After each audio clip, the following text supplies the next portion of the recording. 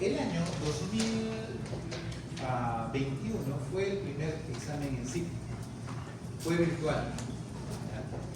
Entenderán que como fue virtual, los resultados que salieron fueron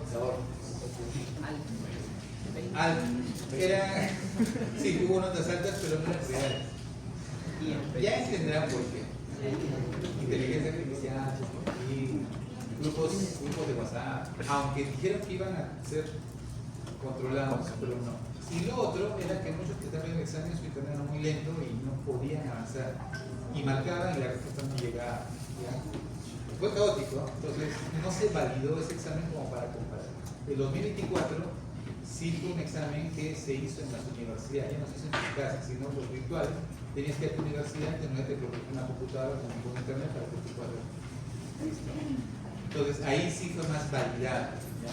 No nos fue mal, doctores. Estadísticamente, en fisiología estamos a nivel de todas las ATKITs, así que confío que ahí, en donde sí nos patearon, fue en embriología. Soy sincero, en lo que sí nos dieron duro fue en embriología, y en lo segundo que sí nos dieron duro fue en fisiología. Entonces, moraleja, doctores, si quieren hacer la diferencia, yo confío en que en fisio no les vaya tan mal porque la tendencia siempre sí que en fisiología nos va bien. En fármaco también nos va bien. ¿Ya? En micro también nos va bien. ¿Ya? Pero en embrio y histología no tan bien. Y ya ustedes me dirán por qué o dejan de su análisis por qué. ¿Qué es lo que pasa? Entonces, las primeras preguntas, doctores, que vamos a analizar fue la pregunta número 18 del examen del año 2021. Esta pregunta, doctores, que dice paciente hipertenso. Si les habla de hipertenso, cuando vean paciente hipertenso, lo primero que tienen que recordar es de que todo paciente hipertenso, acuérdense siempre de la fórmula de la presión arterial. ¿Cuál es? Gasto cardíaco por la resistencia vascular periférica, y la resistencia vascular periférica básicamente va a depender de lo que es vasoconstricción y vasodilatación, y el gasto cardíaco de la frecuencia cardíaca y del volumen sistólico. O sea, siempre cuando escuchen la palabra hipertensión, acuérdense de eso. ¿Sí? ¿Listo? Ya. Ahora se indica restricción de sal en la dieta. ¿Por qué les dan ese dato? ¿Para qué les dan ese dato? ¿Es un distractor? ¿No le tomamos importancia?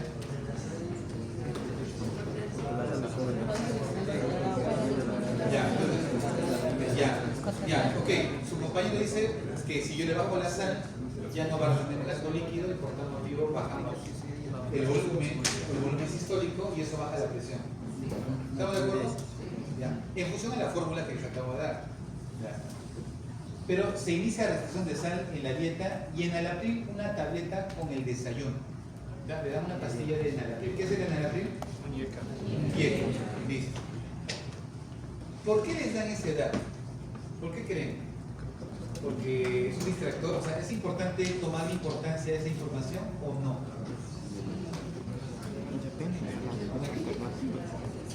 Ya, cuando ustedes lean, yo les aconsejo que hagan una lectura panorámica, es decir, leanlo rápido y después agarran los puntos claves. ¿Ya? Entonces vamos a decir, miren, en la semana subsiguiente, los controles nocturnos diarios muestran valores elevados de la presión arterial.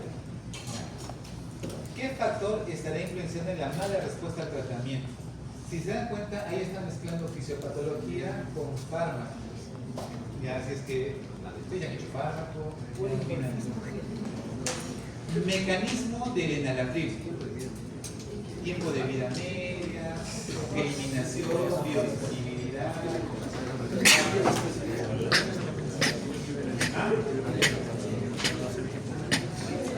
Ya, inhibe la enzima convertida por tal motivo bloquea la producción de aldosterona y la producción de angiotensina 2.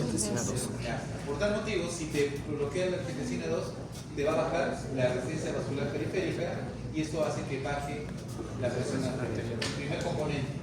Segundo, al inhibir a la aldosterona, lo que estás logrando es que ya no absorba sodio y también indirectamente estás bajando la bulimia.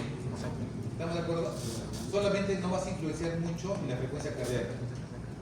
Básicamente influencia en los componentes, volumen y la frecuencia cardíaca. ¿Estamos de acuerdo? Listo. ¿Cuál es el problema? El tiempo de vida media, falta de adherencia al tratamiento, o sea, el paciente no está cumpliendo con su tratamiento, polimorfismo genético, insuficiente restricción de sal, o sea, hay que decirle que coma menos sal todavía. Polimorfismo genético significa que él tiene un problema de herencia que hace de que lamentablemente no funcione el tratamiento. ¿Cuál marcarían ustedes? Tiempo de vida media. Ahora, ¿por qué? ¿Y por qué no las otras? Porque son turnos nocturnas, contrarios nocturnos. Puede ser. A ver, más fuerte, el fármaco lo reciben en ayunas. Ya. ¿Y eso está mal? Cada 12 horas. ¿Seguro no es cada 24 horas? ¿Estás seguro que es cada 12? ¿O sea, cada 24 horas? Ayer vimos un estudio que le dan la prensa y dice que era una pastilla al día. Una pastilla al día.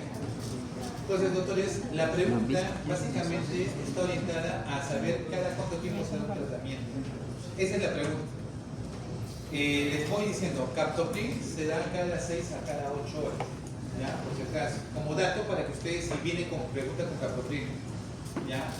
Cada 6 a 8 horas. Por ejemplo, en Alapril, doctores, la respuesta correcta es se da 2 veces al día. No se da una vez al día. ¿Ya? El lisinopril, que es otro, también se da 2 veces al día. Si hablamos, doctores, de los medicamentos ARA2, que también puede venir, por cierto, alguien le puede cambiar y les pone un ARA2. Por ejemplo, el irbesartán se toma 2 veces al día. El losartán 2 veces al día. ¿Sí? En pocas palabras, el 80%, anoten esto, el 80% de los fármacos se dan 2 veces al día. Entonces, si alguna vez ven un fármaco antihipertensivo que se toma una sola vez al día, está mal. Siempre se toma de 2 a 3 veces al día. O sea, basta que ustedes encuentren un fármaco antihipertensivo que le están dando una sola vez al día, está mal. Porque casi el 80-90% de los fármacos antihipertensivos, ¿cuántas veces dan? 2 veces al día.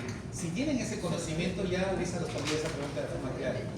¿Se va a volver a repetir? No lo sé, pero tengan esa tendencia. Por tal motivo, el problema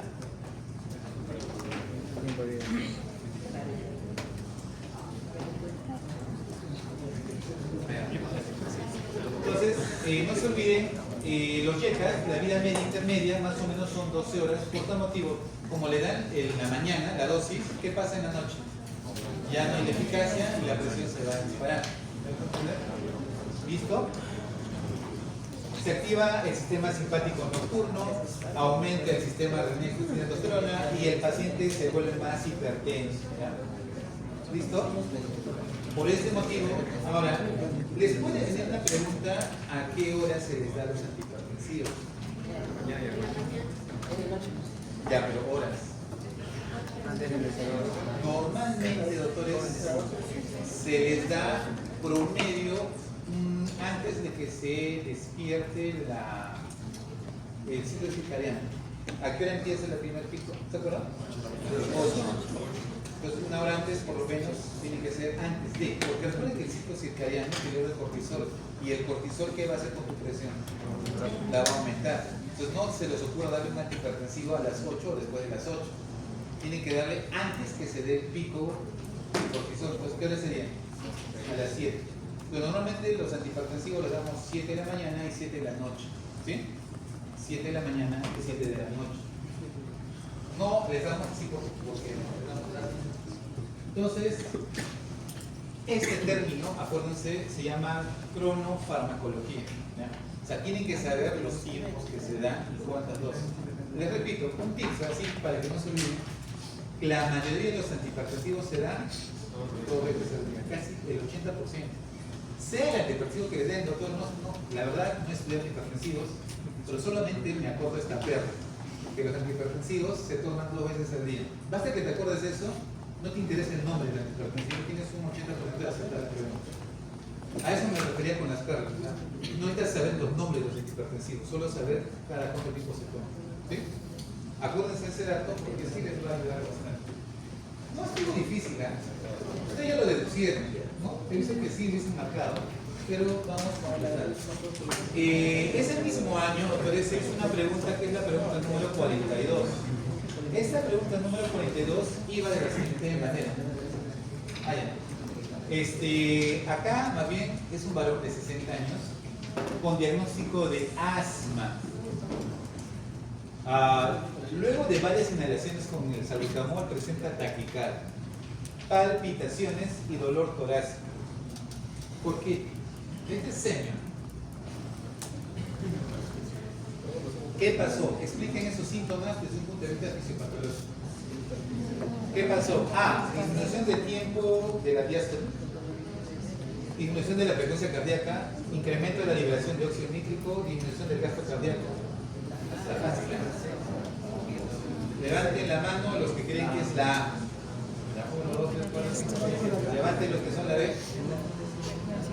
La C. Equivóquense. Mira, yo por La B. solo por descarte digo, A ver. por descarte. Esto es muy común. ¿Ya? La frecuencia cardíaca, Doctores, el ¿qué es óxido el salbutamol? solo causa Un beta-2 agonista. ¿Cuál es su función como beta-2? Beta-2. ¿Cuál es la función? Broncodilatador. ¿Ya? Broncodilatador. Doctor, pero es un beta-2 selectivo. ¿Por qué tiene que afectarme al beta-1, que es taquicardia? ¿O está algo mal de esa manera?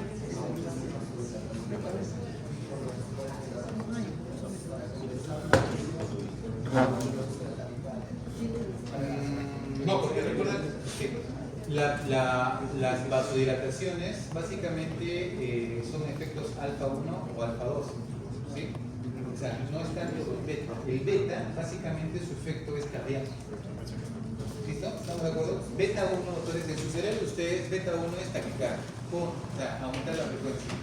Beta 2, broncodilatador. Eso que sea como su perla de dar. Nada más, no necesitan saber más. Pero les quiero recordar, no existen los betas selectivos así ideales. Nunca existen. Un beta 1 puede estimular un beta 2, ¿me dejo entender? Y un beta 2 puede estimular un receptor beta 1. No, escuchen lo que estoy diciendo, no existen los beta, así como dice la literatura, selectivos ideales que no afectan al otro receptor. No existen. Por tal motivo, si estoy usando un beta 2, ¿qué creen que está sucediendo? Está estimulando beta 1. ¿Y qué va a pasar con su corazón del paciente? Taquicardia. Aumenta básicamente la fuerza. Pero sucede, doctores, que este paciente, está bien que le den salbutamol, está genial, pero presenta taquicardia, ya saben por qué, palpitaciones y comienza a tener dolor torácico. Yo te acepto que tengas taquicardia. Ustedes ahorita salen a correr, no sé si ustedes tienen su reloj y salen a correr. ¿Cuánta es la frecuencia cardíaca máxima que llegan cuando salen a correr? Sean sinceros, ¿eh? Ahí se sabe quiénes son más sedentarios. 170. ¿Cuánto llega a su frecuencia cardíaca? 190. 150. Están bien entrenados. Porque los que no están entrenados, sus frecuencias deben llegar hasta 180. Cuando salgan a correr, hagan la prueba. Los que no hacen ejercicio, ya salen a correr y van a ver cómo su corazón va zapateando. Pero no les duele el pecho, ¿me dejo entender? Este caso sí le duele el pecho y adivinen por qué. La pregunta dice, ¿qué mecanismo explica estos síntomas de palpitaciones y dolor de pecho? Pero más que todo, la pregunta, ya saben que la palpitación y la taquicardia es por el medicamento. ¿Listo? Y en ninguno de ellos les hablan específicamente del efecto del medicamento. Lo que la pregunta quiere que le respondan es el dolor de pecho. que no es un efecto que debería causar los beta 2. Pero ¿por qué le está doliendo el corazón? Por ahí va la pregunta.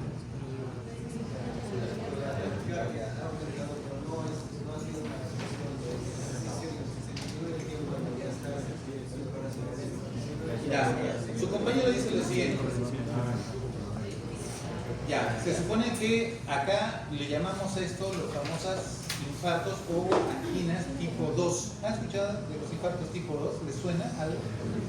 Ya, sucede que ustedes han acostumbrado a hablar de los infartos que es por tronco, ¿no? Mi placa, que me gusta comer comida grasosa, mi gaseosa, mi pizza.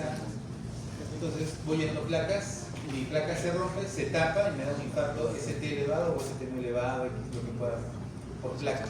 Pero existe un infarto que se llama hemodinámico. Es decir, tu coronaria funciona bien, está limpiecita tu coronaria, nada de grasita, pero lamentablemente no le llega sangre. Entonces, ¿qué sucede? ¿Quién alimenta las coronarias? La aorta. Ya. ¿Quién le da sangre a la aorta? Ventrículo izquierdo. Si tu ventrículo izquierdo no tiene capacidad diastólica para almacenar sangre, ¿qué cantidad de sangre creen que le va a dar a la aorta? A más taquicardia tú hagas, menor volumen diastólico o telediastólico vas a tener y por tal motivo menor sangre le llega a tu coronaria. Ya no viene qué va a suceder. Dolor de angina. Entonces, ¿qué fue el origen de ese síntoma?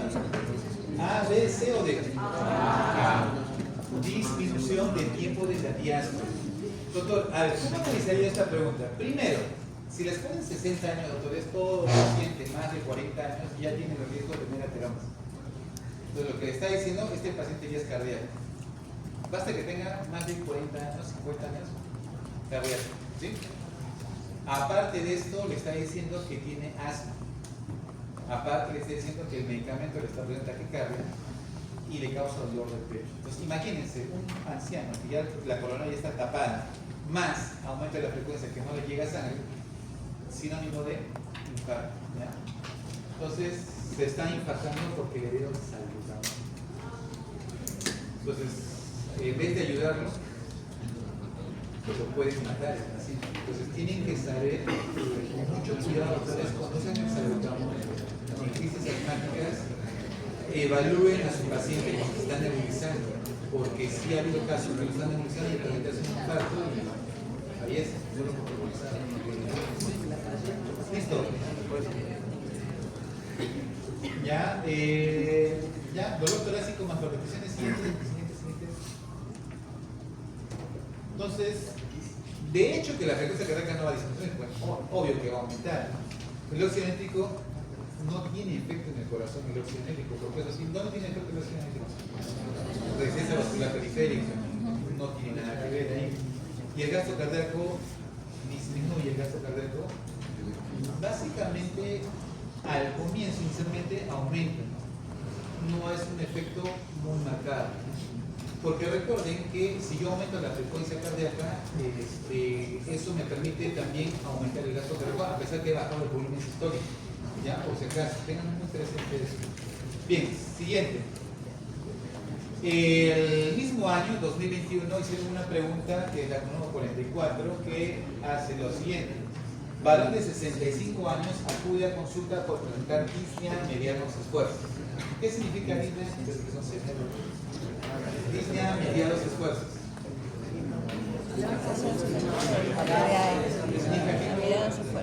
Medianos esfuerzos.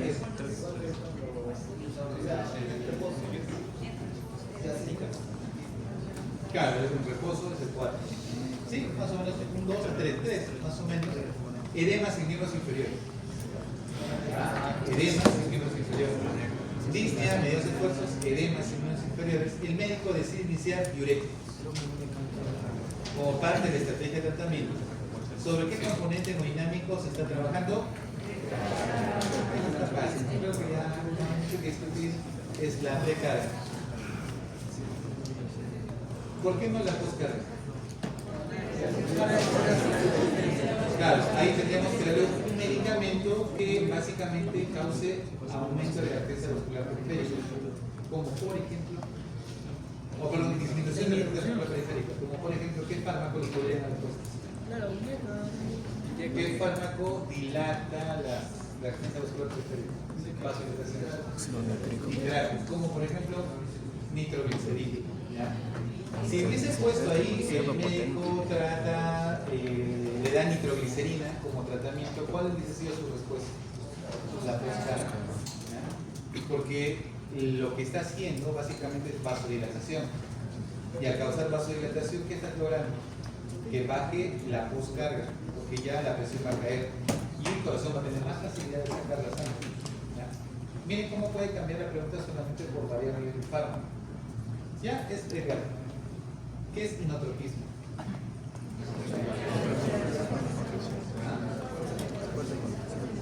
¿Y qué es dromotropismo? A ver, no, alguien que levante la mano y diga así, porque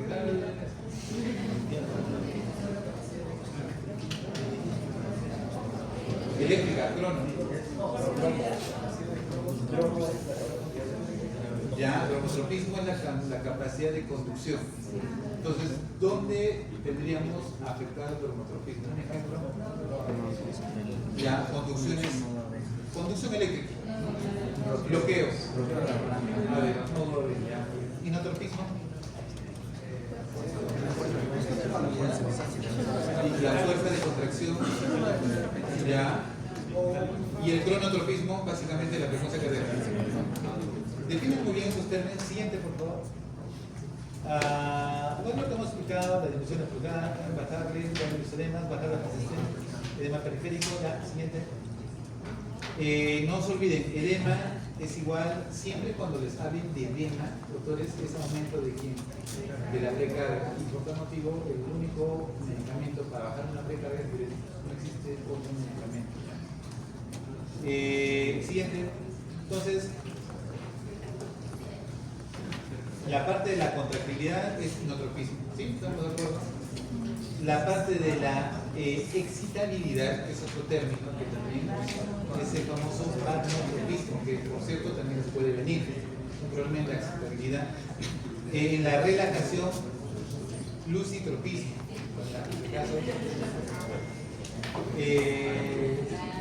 En lo que es la conductibilidad, muy bien, bromotropismo, y en el automatismo, el famoso cronotropismo. ¿Ya? Entonces, cada término, doctores, ténganlo por favor, que les puede venir, ¿ya? Por si acaso, les puede venir. La siguiente.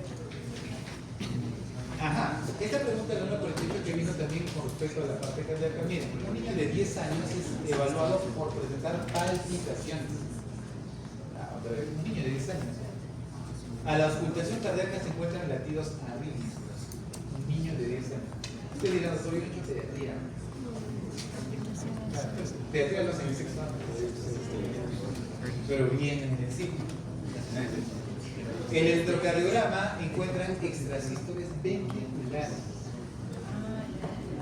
El latido extrasistólico ventricular producirá en este niño ¿qué? A ver, disminución de la presión del pulso porque disminuye el volumen sistólico, disminución de la presión del pulso porque aumenta el intervalo PR, aumento de la presión del pulso porque aumenta la contractilidad, aumento de la presión del pulso porque aumenta la frecuencia. Y la respuesta es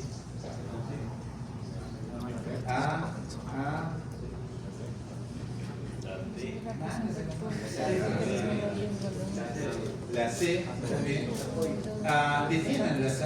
O sea, a ver, doctores, no me interesa, a ver, ahorita no me interesa si dice la correcta, me interesa cómo la defienden. Porque con esa defensa que van a hacer, yo puedo mejorar. A ver, ¿alguien dice B? Primer punto, si se dan cuenta, acá tienen que saber qué es una extrasístole ventricular. ¿Qué es una extrasístole ventricular? No tanto. Es otro si tuvieras dos puntos que te están diciendo platas, uno en el nodo de arriba y otro en el nodo de abajo. Porque existen extrasístoles supraventriculares y extrasístoles ventriculares. O más conocido como extrasístoles auriculares y extrasístoles ventriculares. Pero no se dice extrasístoles auriculares, se dice supraventriculares. Entonces, pregunta, ¿Cómo se produce una extrasístole ventricular? Dígame el mecanismo fisiopatológico. Que son cardiólogos.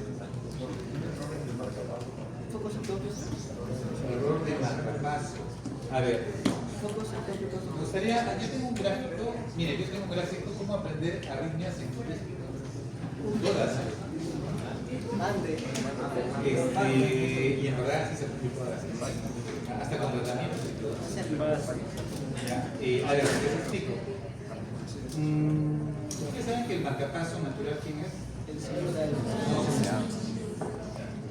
Si falla el nodo sinusal y se paraliza, ¿quién asume? El nodo aurículo ventricular. Y si falla el nodo ventricular, ¿quién asume? El A de His, en este caso, y la célula de Purkinje. ¿Cuánto sería la frecuencia normal si es sinusal? 60-100. Si es aurículo ventricular, 40-60. Y si es Purkinje, menos de 40. ¿Sí estamos de acuerdo? Ya. Sucede, doctores, que las extrasístoles supraventriculares son aquellas en las cuales el nodo sinusal pierde la capacidad de detener la contracción y aparece un nodo sinusal que yo llamo ectópico. Es como que un extraño por ahí. Alguien quiso asumir el rol que no le corresponde. Entonces, imagínense, yo tengo mi aurícula con su nodo que está habilitado y comienza a contraer el impulso. Y por acá, la aurícula, hay una célula que quiere usurpar el rango y genera un impulso. Y de repente se adelanta. O sea, es como que el sinusal está haciendo esto y de repente por ahí hay un travieso por ahí, manda un impulso y se genera un QRS. Y no es un ratito. ¿Y por qué se generó? Porque hay un ectópico que generó. Y la siguiente que va a venir, otra vez el nodo sinusal está comandando. El sinusal, y por ahí se mete el travieso. Y genera otro complejo. ¿Me deja entender? Y esos complejos que se están generando son de QRS angosto, pequeños. ¿Sí? Cuando son QRS anchos, ¿me deja entender? Significa que quien está originando ese ectópico ya no es la aurícula, es quien, el ventrículo. O sea, así como la aurícula puede tener un impulso, el ventrículo también puede tener células que se puede actuar como si fuese un marcapaso. ¿Me deja entender? A eso lo llamamos extrasístoles ventriculares. ¿Cómo se ve una extrasístole supraventricular o auricular? Un QRS angosto, que no sigue el ritmo. Imagínense esto, la que está simétrico y por ejemplo se adelanta uno. Otra vez se nivela y otra vez se adelanta uno. Pero es extremadamente angosto. Los ventriculares, doctores, son QRS anchos. Es como está normal, y de repente una onda así gigante. Esa es la onda delta. ¿Ya? Esa es la onda delta. Ajá, la onda delta. Entonces, esas ondas anchas son extrasístoles ventriculares originadas ¿por qué? Por el ventrículo. Una célula extraña por ahí quiso comandar. Un travieso por ahí que quiso. Sucede de que si estas extrasístoles, a ver, ¿qué pasa si este travieso le quita el comando y hace golpe de estado a nodo sinusal? Entonces le dice, ¿sabes qué? Yo voy a comandar. Como es un travieso, hace esto. La que es auricular o supraventricular. Yo comando y él, como no sabe controlarse, hace esto. Y comienza a mandar impulsos. Ahí, ¿cómo se llama esa taquicardia que mandas así impulsos rápidos? Y desaparece la onda P porque ya no hay onda P. Porque para que haya onda P tiene que ser el nodo sinusal. Entonces, taquicardia supraventricular o las hormonas taquicárdias paroxísticas supraventriculares. ¿Cómo se llama cuando el travieso ya no es de la supraventricular, sino es del ventrículo y genera taquicardias ventriculares? Y ustedes saben que la taquicardia ventricular es una taquicardia que muchas veces si no hay pulso hay cardiovertido. Entonces, vamos. Si el problema es que estoy generando extrasístoles, es decir, me estoy adelantando, mi ventrículo se está contrayendo antes de tiempo. Entonces, la pregunta que les hace el aquí es decir, ¿por qué ese ventricular qué va a producir? ¿Qué va a causar en este niño que está viendo por palpitaciones? A ver, primero, disminución de la presión del pulso porque disminuye el volumen sistólico. ¿Qué es la presión del pulso?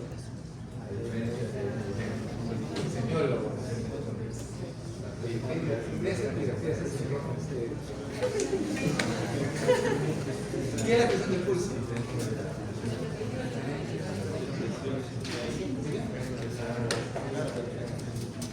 Ya, la diferencia entre la presión sistólica y diastólica. ¿Sí? Si la presión de pulso es a costa es porque se está aproximando, por ejemplo, tiene presión 120-100 o tiene la presión 120-60. ¿Me hago entender? Ya está. Entonces, ¿de qué depende esto? Mira, yo les digo una cosa, esto me dijo el doctor Fuente, que si tienen ChatGPT, se cambia. Pero la idea es que no se queden con la duda. O sea, ahorita búsquenlo, entiéndanlo, conozcanlo. ¿Ya? ¿Qué es la presión de pulso? En conclusión, la diferencial. ¿Ya? ¿Cuándo aumenta y cuándo baja una presión de pulso? A razón de... Cuando uno se queda estático, no cambia. ¿Ah? Cuando uno se queda estático, con una presión no cambia, pero la otra sí. Ahí puede variar. ¿Cómo así? No lo sé, pero más o menos. Ya.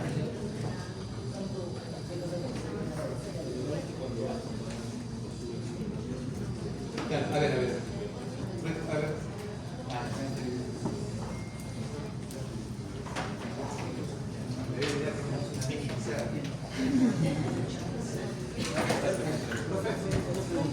En eso de las extracciones ventriculares, el nodo ventricular mantiene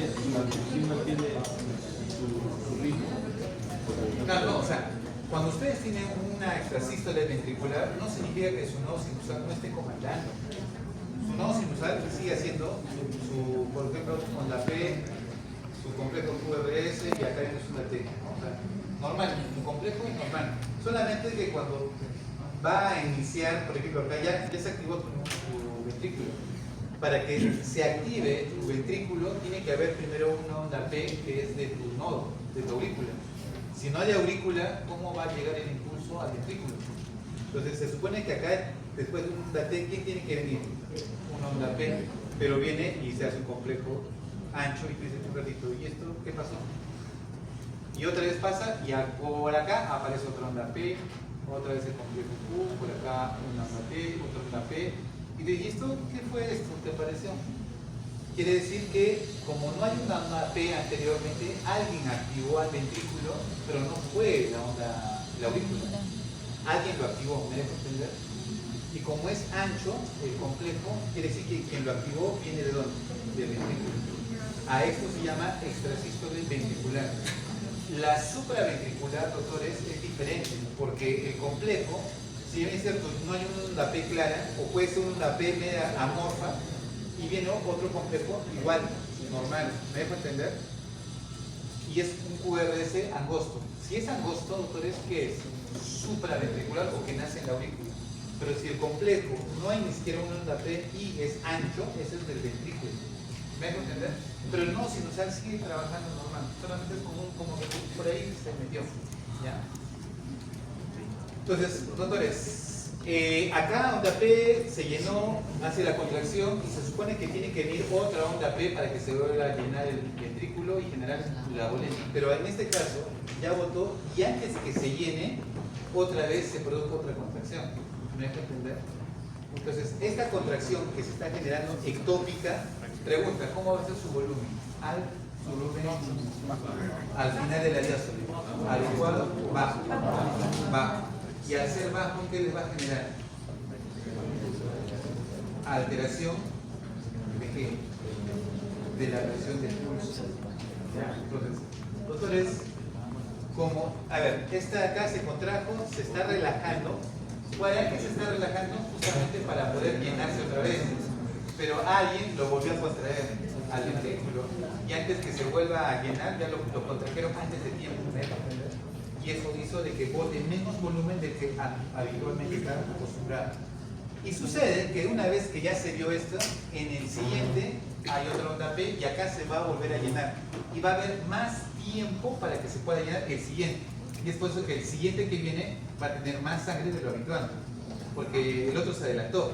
Pero el que viene otra vez va a recuperar ese tiempo que le está dando, este que se adelantó, más el tiempo que le corresponde y que se llena mucho más. Y ese va a generar mayor contracción. mayor fuerza, y es por eso que hay esa variación de las presiones de pulso, ¿sí? Por tal motivo, la respuesta sería ¿cuál? La disminución de la presión de pulso por disminuir el volumen sistólico, ¿sí o no? Cuando se contrae esta extrasístole, su volumen sistólico va a ser mayor, igual o menor a lo normal. No. No sé si me estoy dejando entender.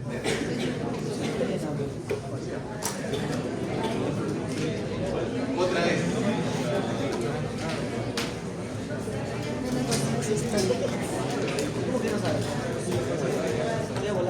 A ver.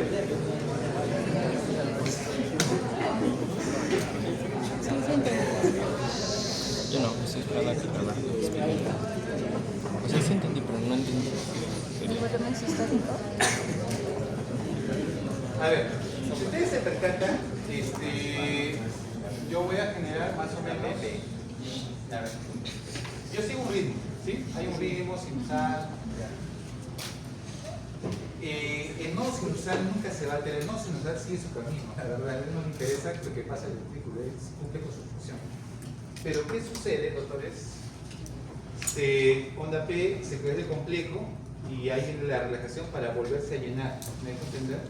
Pero ¿qué pasa si antes de que se complete el que viene recién, por acá, ¡pum!, se despertó uno? No sé si me dejo entender. Se contrae otra vez, está llenándose, pero no, se adelantó. Y esta contracción de acá, la pregunta, esta contracción que está haciendo acá, se da y después no es que va a venir sino que se va a alargar,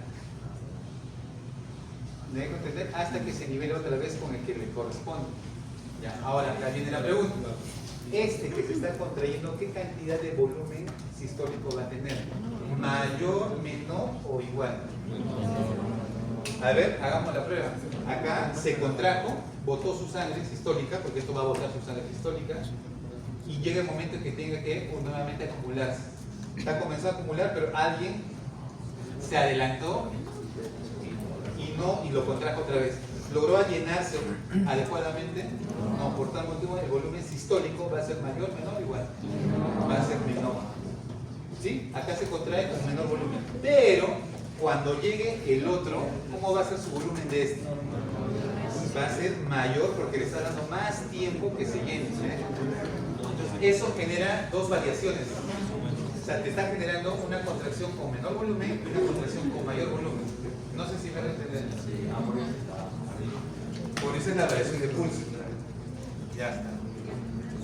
La B que dice disminución de la presión de pulso porque aumenta el intervalo TR. ¿En algo tiene que ver PR acá? No tiene nada que ver. Aumento de la presión de pulso porque aumenta la contractilidad. Al final, doctores, se sigue contrayendo. Acá, ¿cuántos se han contraído acá? 1, 2, 3 normales. Se ha contraído una extrasístole y otra vez se va a contraer. ¿Cuántas contracciones ha habido? Igual 3, solamente que una ha sido una ectópica. Pero sí se conserva la cantidad de frecuencia. Así es que por ese lado tampoco va. Aumento de la presión de pulso porque aumenta la frecuencia cardíaca. ¿Aumentó la frecuencia cardíaca? Recuerden que la frecuencia cardíaca se cuenta en un minuto la cantidad de latidos. No me interesa el orden, me interesa cuántos latidos tiene en un minuto. ¿Cuántos latidos ha habido acá? Normales, 3. Si ha habido el ectópico, ¿cuántos latidos tengo? Igual 3. O sea, no te modifica la frecuencia cardíaca. Listo. Por tal motivo, ¿cuál sería su respuesta?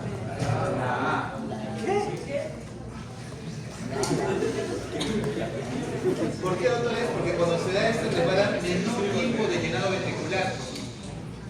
Claro, porque el ventrículo acá se contrajo y acá se está llenando, pero antes que complete su llenado ya se está contrayendo.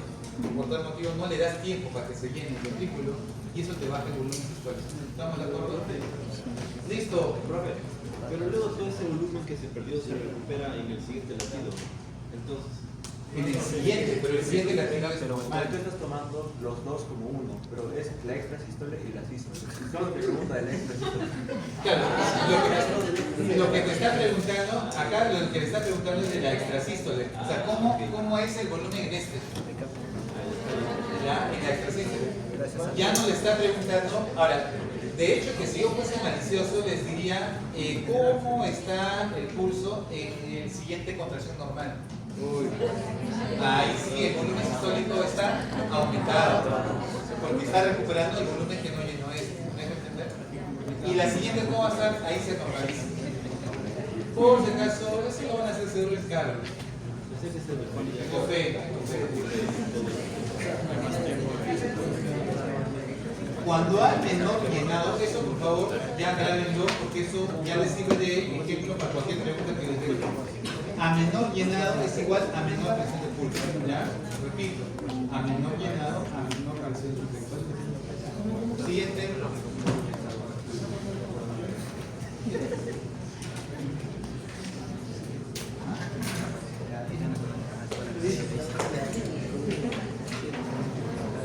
Más o menos a ese nivel van a estar las preguntas, ¿no?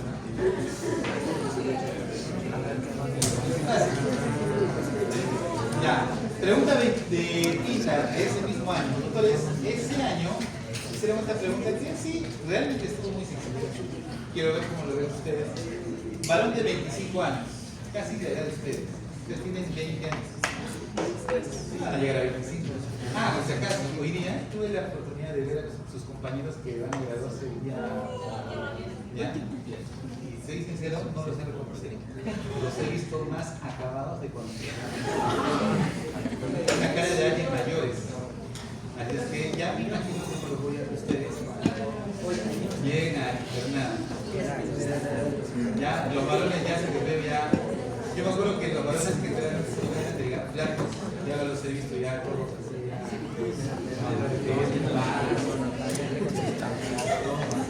Todos maduran. La actitud de ellos ya no es la misma que cuando entraron. Así cuando ustedes dicen, ay, los niños acá, no, ya son más serios. ¿No? O sea, uno va a madurar.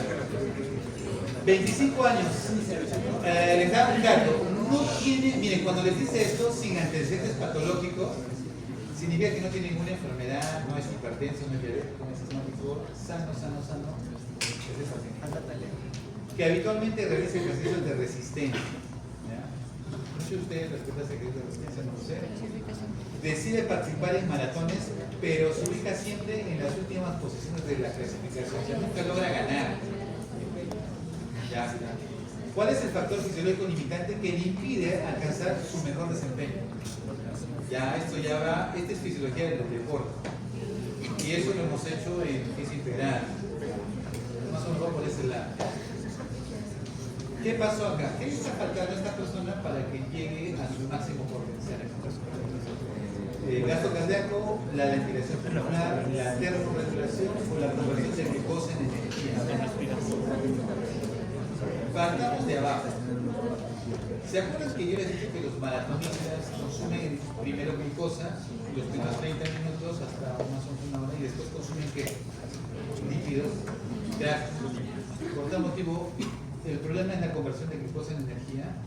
No, porque al final él no va a consumir glucosa para ganar en una maratón. Él va a consumir ¿qué? Grasas.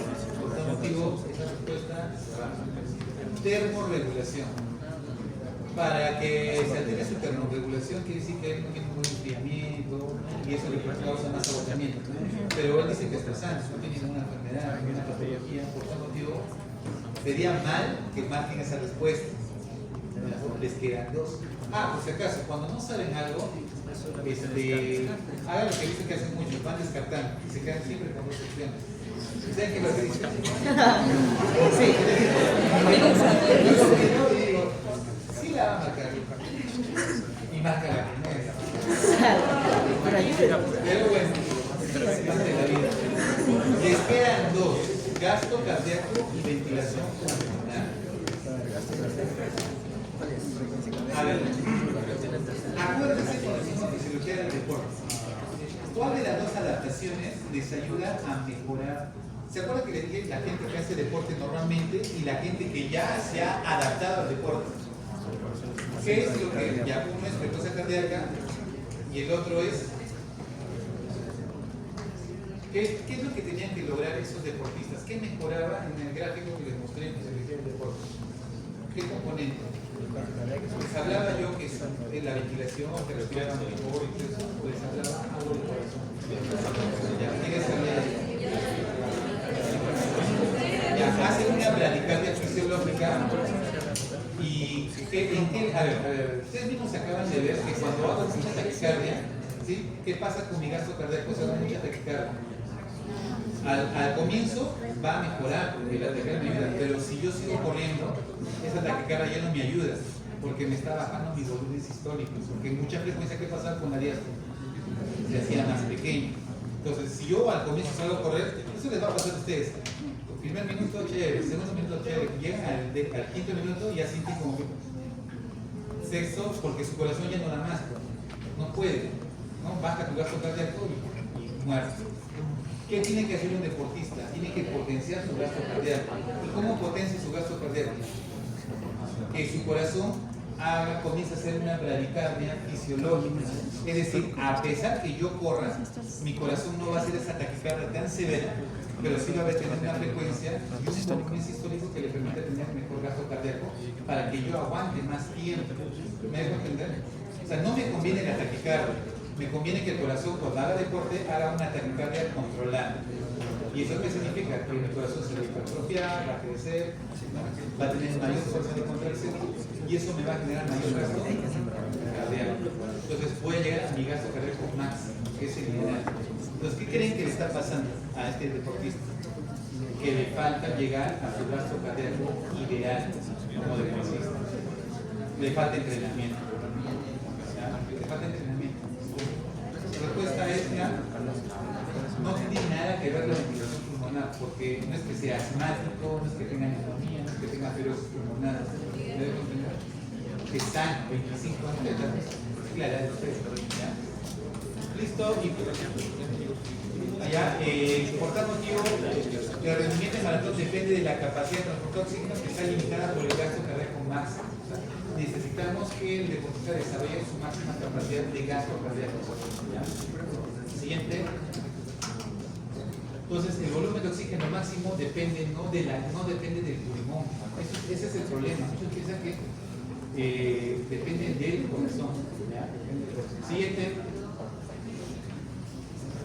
Con esto finalizamos, que era la pregunta que les decía de la gestación.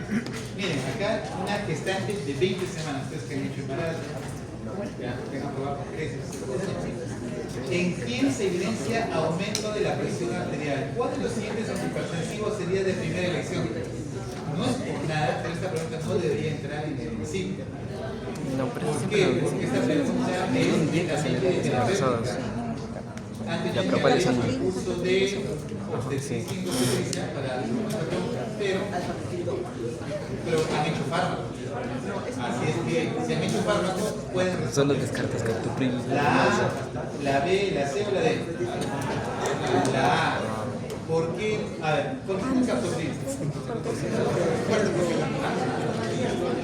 Ya, teratogénicos. ¿Por qué no el Ibercertán? ¿Y por qué no la tenolol? Ya, Bueno, deducción, todos son. Ya, en el tenolol como segunda línea sí podría ser, ¿no? Pero nosotros les damos a las gestantes alfa-metildopa, pero no es el único, ¿ah? Siguiente. ¿Por qué, doctor, le damos? Porque el alfa-metildopa específicamente actúa a nivel central y lo que va a disminuir es la descarga simpática. Y si yo disminuyo la descarga simpática, ¿qué efecto voy a tener? No actúa con sistema de testosterona, no tiene nada que ver con eso, con la descarga simpática. Por tanto, digo, ¿qué pasa con la resistencia vascular periférica? Disminuye y por tanto, digo, vasodilatación y baja la presión. Y por tanto, digo, no tengo un efecto a nivel fetal, ¿sí? Un efecto netamente más de la mano. Y es segura para el bebé, para el producto. Captopril, teratogénico, pero doctores, el Ibercertán no tiene que ver con teratogenicidad, tiene que ver con toxicidad renal. O sea, el pobre niño va a hacer falla renal. O sea, en pocas palabras le vas a dañar su pulmón. No te va a gustar que la mamá, cuando nazca el niño con falla renal, te va a buscar y decir, doctor, usted me ha dado Ibercertán, mi niña tiene falla renal, y mi abogado dice que eso va a causar daño. Así es que usted me va a indemnizar y va a pagar de por vida el tratamiento de mi hijo. En este caso, me tiene que indemnizar $1 millones. Yo considero, entonces vas a trabajar para poder pagar toda tu vida a esa persona que nunca de ciegas o a la dos. Y la tecnología, si bien eso que su compañero lo mencionó, no le damos, no deshumanizamos, no le va a causar daño, pero sí le va a hacer probablemente retardo el crecimiento, o sea, van a ser pequeños. Como si fuese desnutrido, no lo va a matar, pero van a ser pequeños. Entonces, no se da, ¿estamos de acuerdo? Por eso digo, esta pregunta es de parte de cosas que han leído estos fármacos, pero va muy orientado a la clínica. Por eso le digo, y no es la única pregunta, he revisado y hay varias preguntas así.